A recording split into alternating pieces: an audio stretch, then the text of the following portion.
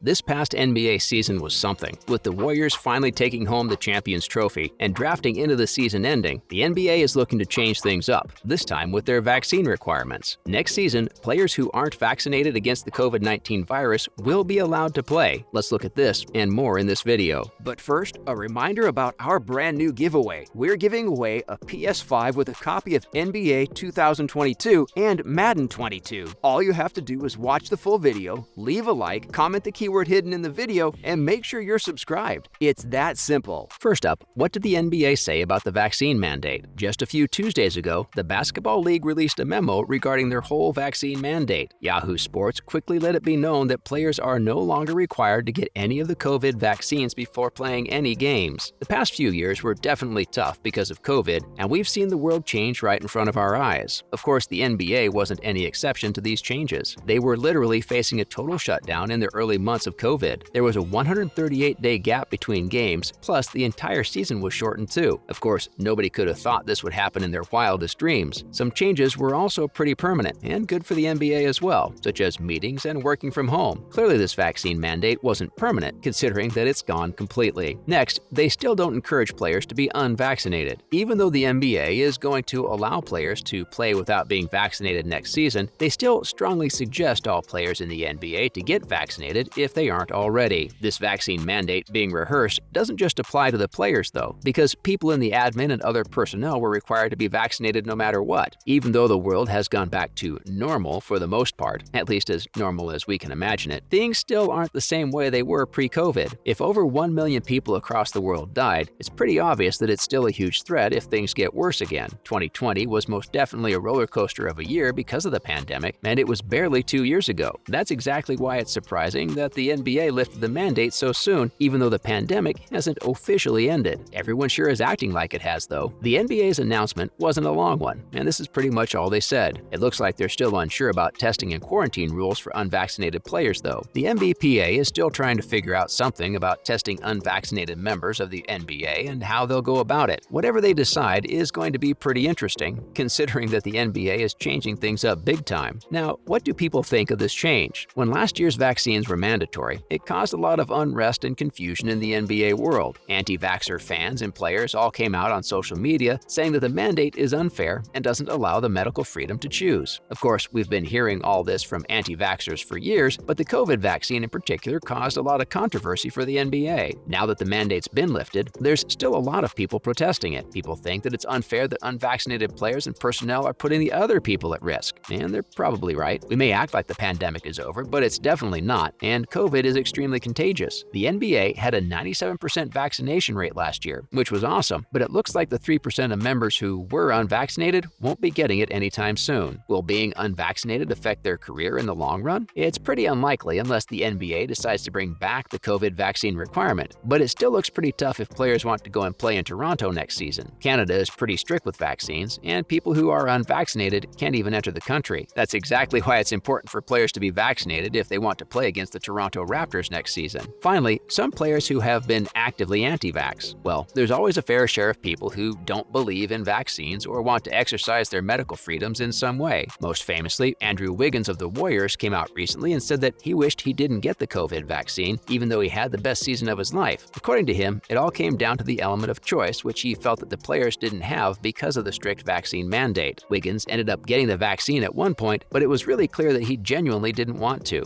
If he didn't get the vaccine, he wouldn't have been able to play the home games back in San Fran, and it's something he really wanted to do. After he got the vaccine and the season was over, he openly expressed how he felt forced to get it, otherwise his whole career would be jeopardized. Kyrie Irving is also unvaccinated, and he wasn't allowed to play the home games in Brooklyn because of it. He ended up missing 2 whole months of the season because the Nets held him out for the most part and wanted him to play part-time. Irving was under fire, and people kept asking him about his vaccination status, and he responded, "Please, just respect my privacy." There's more players like Irving who didn't get vaccinated, like Jonathan Isaac from Orlando Magic. He claimed that he has natural immunity from the virus because he caught it before. Of course, unvaccinated players are a rarity, but it's still pretty insane how they just don't want to get even one shot. Now, on to some other NBA-related news. First, some exciting news about the 2022-23 NBA season schedule. It looks like the Warriors and the Lakers are going to have a face-off in the very first game of the season. The Warriors are going to be hosting the LA Lakers on opening night next season, and that's literally the most exciting news you've heard all all week as an NBA fan. Just imagine LeBron and Curry facing off on the first night of the season, their years-long rivalry making a comeback. There's literally no better way to open the next season of the NBA. The NBA sure knows how to capitalize off of this rivalry because the fans are definitely eating this up. Last year, the Lakers hosted the Warriors on opening night in Los Angeles, but things are completely opposite this year. We don't think anyone's forgetting the fact that the Golden State Warriors beat the LA Lakers on their home court. The Warriors are currently defending champions, and so fans are expecting a lot from them. They'll have more support than they can imagine because they're also playing in their home court. We all know what people are looking forward to the most though, Curry versus LeBron. The two have had legendary careers so far, and we can't wait to see how things go down between the two pros. They're definitely two of the greatest players in the NBA right now, and possibly even of all time. Next, why is the NBA retiring the number 6 jersey? Just a few days ago, one of the most amazing NBA players ever, Bill Russell, passed away. In his 13-year-long career, Russell won 11 championships and left behind an unmatched legacy. Not only was he a great player, but he was a civil rights activist and supported the cause as much as he possibly could. He was a vocal supporter of Martin Luther King Jr. in his early days and even marched right next to him. Another personality that he really looked up to was Muhammad Ali, and Russell stood by everything Ali preached: kindness, togetherness, and of course, sportsmanship. Bill Russell played for the Boston Celtics, and the number on his jersey was 6. The NBA just announced that they're going to honor him in every way possible. Starting now, no player will ever have the number 6 jersey. Players who already have it will continue with it, like LeBron, but they won't issue it again. The Celtics are going to have a unique recognition for him on their uniform, and a clover with the number 6 will be next to the scorer's table in every game. That's an awesome way to honor this legendary man in our opinion. We can only hope he's resting easy. Finally, will the Magic sign Jordan Poole? It might actually be very possible that they do. He's a very valuable player to the Warriors, especially after they won the last championship. After his contract ends with the Warriors in a year, he's going to be paid a whopping $3.9 million.